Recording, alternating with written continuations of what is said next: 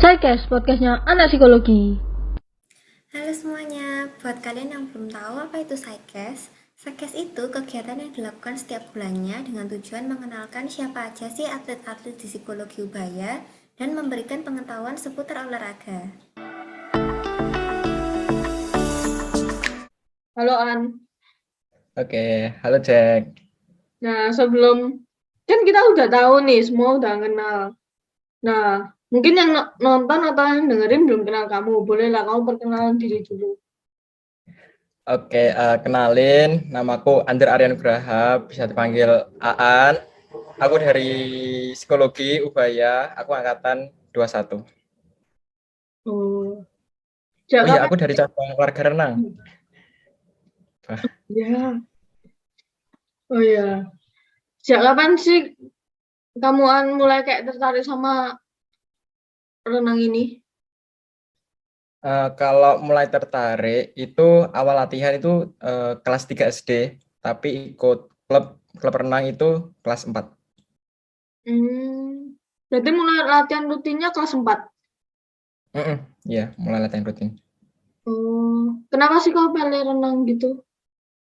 Oke, ini ya salah satu fun fact juga. Aku sebenarnya renang itu bukan gara-gara keinginanku, tapi gara-gara kan kakakku ada penyakit asma. Nah, sama ibu tuh ditawarin sekalian mau ikut renang nggak, kan asma kan bisa terapi dengan renang. Nah, aku ditawari itu sama ibu, mau ikut renang nggak? Terus aku jawab, ya Bu, boleh aja. Terus itu pas saat kelas 3.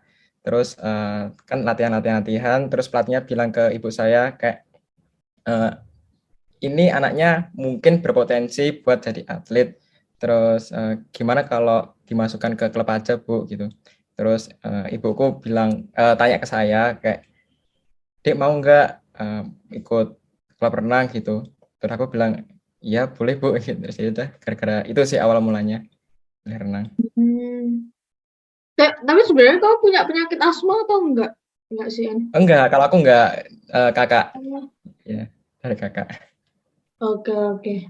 Kalau di renang gitu, nomor perlombaan berapa sih yang kau paling suka gitu?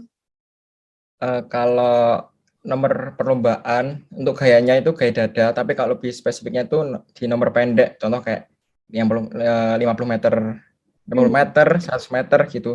Ya khususnya di gaya dada itu. Oh. Kau boleh tahu kenapa ya kok gaya pendek itu? Oke, mungkin gaya dada atau gaya kata ya orang umumnya tahu itu.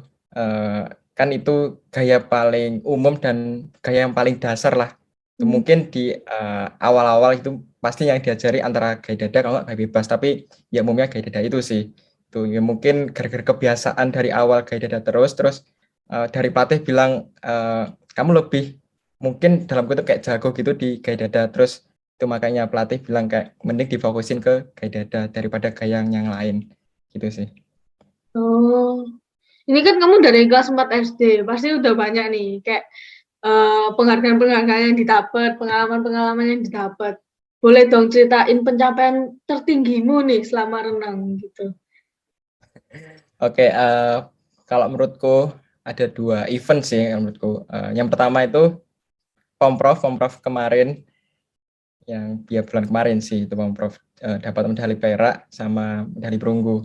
Itu yang pertama. Terus yang kedua itu O2SN, Olimpiade Olahraga Siswa Nasional, itu pas SMP itu dapatnya, SMP kelas 2 itu dapat perunggu sih itu. Itu ya 2 event yang paling berharga lah kalau menurutku, paling berkesan juga. Oh, latihannya berat gitu ya, An? Latihannya kalau latihan kalau nggak ada event ya itu ya lumayan sih, tapi kalau menjelang ke event atau menjelang ke lomba itu ya sangat berat.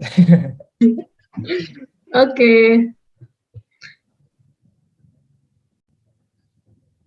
Oke, nah kan tadi kan udah ada pencapaian tertinggi. Nah, pasti kan juga ada pengalaman lah ya.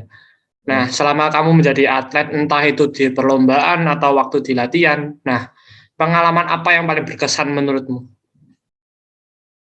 Kalau paling berkesan itu yang tadi sih, salah satunya di salah satu lomba di O2SN. kan tadi kan ada di ODSN itu, dosen SMP, itu kan saya ikut 3 nomor, 50 meter gaya dada, 100 meter gaya dada, sama 50 meter gaya kuku. Nah, kan aku cuma dapat di medali perunggu aja di 50 meter gaya dada. Nah, di 100 meter gaya dada sama 50 meter gaya kuku ini, aku dapat nomor 4. Jadi kayak, ya itu pun jarak antara, kan aku nomor 4 sama nomor 3 itu cuman sepersekian second, mungkin nggak ada detik. Jadi ya itu yang paling bekas. Terus yang ya sama satu lagi di SMP di Kejurda itu, kejuruan daerah itu kan dikhususkan untuk jenjang ke kejurnas kan. Nah itu ada namanya seleksi, dan seleksinya itu bukan juara-juaraan, tapi nembus limit apa enggak, limit Jatim namanya itu, limit di Jawa Timur. Jadi Jawa Timur itu menentukan limit atau waktu yang jika kamu nembus waktu ini, otomatis kamu bakal masuk ke kejurnas. Nah, kan aku ikut di 50 meter gaya dada. Nah, waktuku itu 34,05 dan limit buat masuk ke jurnas itu 34,00. Jadi ya cuman beda 0,05 itu. Itu sih yang paling ya, dapat pelajaran banyak sih dari situ. Oke. Kan tadi kan udah pengalaman paling berkesan. Kalau pengalaman yang paling terburuk menurutmu selama menjadi atlet?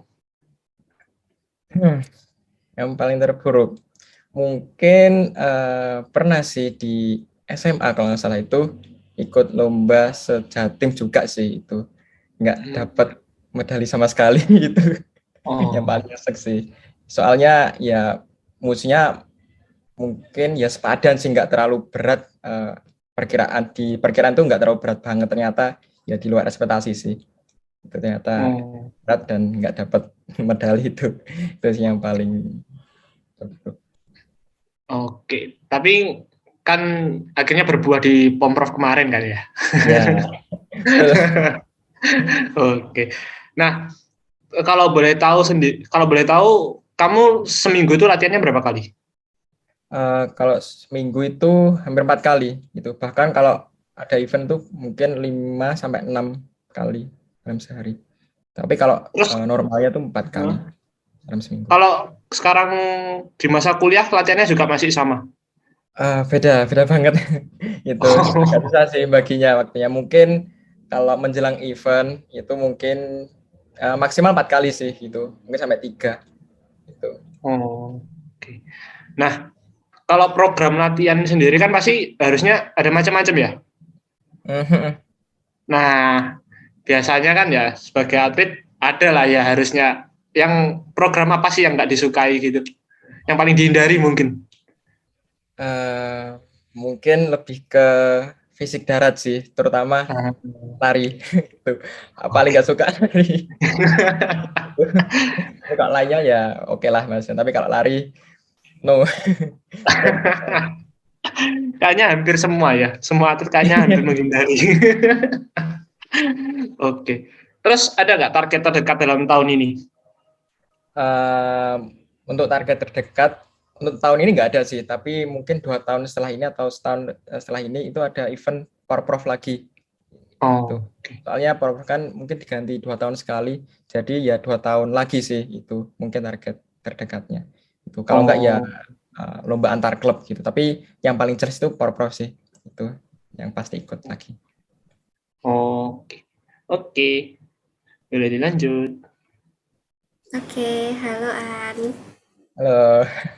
Oke, di sini kita mau ada selingan dikit ya. Jadi sesuai nama program ini kan Psychology Podcast. Nah, jadi di sini tuh aku mau nyelingin dikit tentang psikologi olahraga. Jadi psikologi olahraga itu adalah salah satu cabang ilmu psikologi yang memberikan pengaruh dan menunjang penampilan dalam berolahraga serta perkembangan aspek psikologi seorang atlet.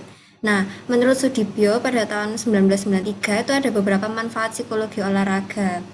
Yang pertama itu memahami tingkah laku atlet dan gejala-gejala psikologi yang terjadi dalam olahraga pada umumnya. Terus yang kedua, meramalkan atau membuat prediksi dengan tepat kemungkinan-kemungkinan yang dapat terjadi pada atlet berkaitan dengan permasalahan psikologi. Dan juga yang terakhir, mengontrol dan mengendalikan gejala tingkah laku dalam olahraga dengan perlakuan-perlakuan untuk mencegah hal-hal yang kurang menguntungkan. Nah, itu selingannya. Oke, jadi untuk pertanyaan selanjutnya buat Aan. Jadi kan kamu selama jadi atlet ini kan pasti ada motivasi-motivasi ya, Aan. Apa sih motivasi yang paling kuat gitu sampai kamu bisa di posisi atlet renang seperti sekarang ini?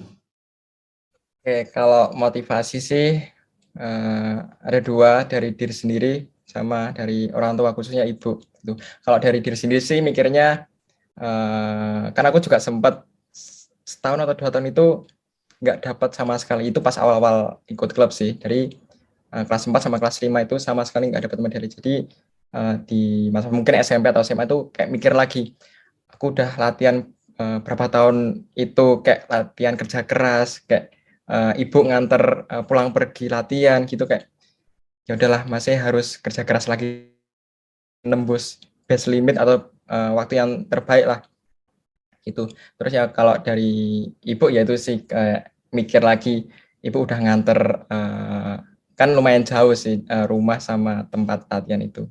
Jadi ya mungkin bisa dibilang kayak balas budi ke orang tua gitu, soalnya udah nganter pulang pergi, terus ya biayain juga gitu sih mungkin motivasinya. Oke. Nah, terus kalau sebelum bertanding nih, kamu ada nggak sih ritual gitu yang kamu lakuin sendiri?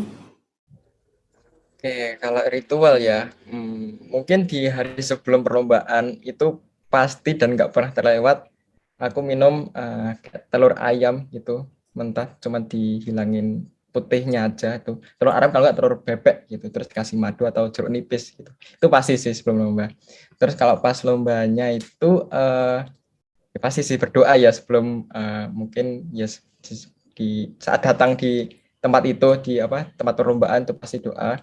Terus di kursi tunggu gitu sebelum nomor lombaku itu masuk gitu, aku nggak pernah ngobrol sama mungkin atlet lain gitu, aku cuman diem udah gitu. Dan itu dari awal sih, dari awal aku ikut lomba sampai mungkin event terakhir, sama sekali nggak pernah ngajak ngobrol, ataupun diajak ngobrol pun kayak kayak cuman ya ya ya gitu doang. Itu sih, itu nggak tahu termasuk ritual apa enggak, tapi ya kebiasaan dari awal. Biar Oke, fokus oke. aja sih gitu. Oke. Terus terakhir nih, ada pesan kesan nggak dari Aan sendiri buat yang dengerin dan buat yang nonton Saikes? Oke, mungkin pesan aja ya, khususnya buat mungkin atlet-atlet lah, khususnya di Ubaya atau di psikologi Ubaya ini, eh, jangan hilang motivasi lah. Seenggaknya ingat kenapa kamu latihan dari awal, terus orang tuamu itu kayak biayain, terus mungkin kalau latihan diantar itu ya ingat kayak orang tua lo udah berkorban sama kamu gitu, udah intinya nggak murah lah gitu, kayak biayain kamu latihan itu. Terus mungkin nutrisi juga itu kan penting, itu menunjang buat kita itu buat latihan. Jadi ya ingat lagi lah apa yang mendasari kamu ikut lomba ataupun untuk latihan ini. Jadi ya itulah, jangan hilang motivasi dari awal. Oke, thank you Aan. Oke. Oke, karena ini episode terakhir dan ditutup dengan Aan sebagai narasumber. Nah, di sini aku sebagai perwakilan dari Departemen Olahraga ingin menyampaikan. Nah, masa jabatan kami di periode ini sudah akan berakhir. Nah, maka izinkan kami dari Departemen Olahraga Fakultas Psikologi Ubaya untuk pamit undur diri dan nantikan spesial episode dari kami yang akan kami upload di bulan depan. Bye-bye.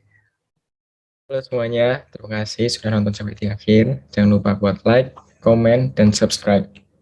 See you semuanya.